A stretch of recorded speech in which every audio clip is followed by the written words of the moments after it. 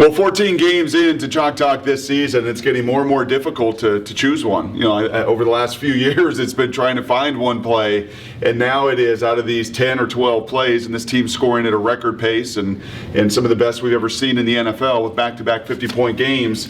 What is a fun play that we can take apart and really add some detail to? And this was the double pass, nearly a touchdown. Better throw by Marshawn, a little better throw by Russell, and this is going to be a touchdown. But it's not necessarily the end point. It is all of the execution that leads up to it. And there was so much good football, good stuff in this play. I'm going to call this the code breaker.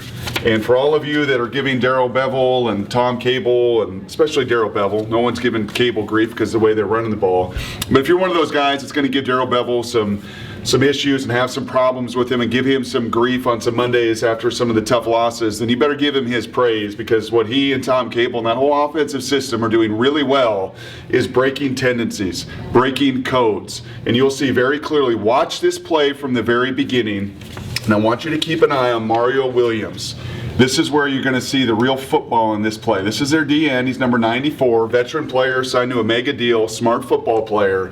And you're going to see him, and in my opinion, he dictates so much of this play because the rest of the defense is following his lead. So as we always do, look at the personnel and look at the formation. The Seahawks are lined up in what they call 22 personnel. When you hear people say 12, 21, 22 personnel, 2 backs, 2 tight ends. What's 2 backs, 2 tight ends, and 1 wide receiver? Well, it's a heavy run personnel. You come out in that formation. Seahawks do a good mix of their play pass, but typically across the board, 2 backs, 2 tight ends. That personnel group is heavy run. Secondly, look at the formation.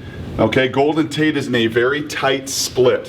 What does that tell a defense? Well, watch Mario Williams. He is looking to Golden Tate, and he's looking at these tight ends, and he's watching. He wants to get down in his 3-point stance, and instead, before he gets down, I noticed Golden Tate in a tight formation. What does that tell a defensive end?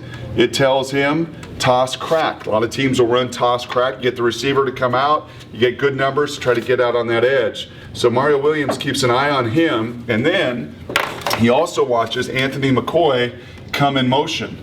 So if the first tell in the tight formation didn't tell him toss crack, well, here comes the big tight end, and now everything, and his alarm is ringing, toss crack, heavy run play, and you see him not get down in his stance and instead get in that mode of turning his head and looking to see where he's going to get whacked. So the personnel and the formation does a wonderful job of starting to break their code.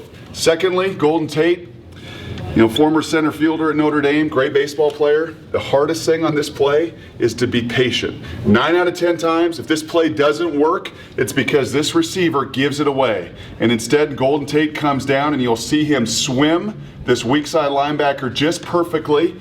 Everything says toss crack. Everything in the play. The lineman movement, and actually give Giacomini some tremendous credit. Him bursting out of there and coming out, everything is still showing toss crack and all the fast flow of the linebackers. Now it also helps that Buffalo is playing a 3-deep zone. So the safety rotates to the middle, the safety comes down, and watch him actually, and watch the flow and the effect on the defense. This safety, 3 yards behind the line of scrimmage, because once again, Golden is patient, and I guess that is just such a huge key in this, is his patience to not panic, to not freak out, play your poker hand. Okay, you've got a full house. You know what can happen here if you just don't rush it, and he doesn't. And because of that, you get all the flow. The safety comes down. This safety who's got middle of the field, this corner who's got deep third, they're both affected. They lose contain, and Golden comes out. And then the last thing, and I don't know how many of these Chalk Talks I've done, and I've talked about this, but it's the level of detail.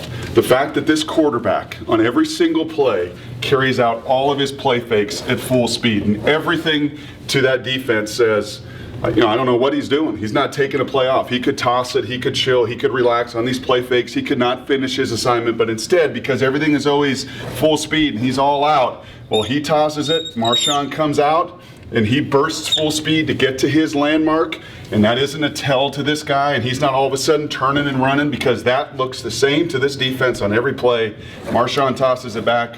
Obviously, Wilson hits it over the top. A code breaker that starts with personnel, starts with scheme, and watch the effect it has on him. It affects him. Big play, Seahawks down the field.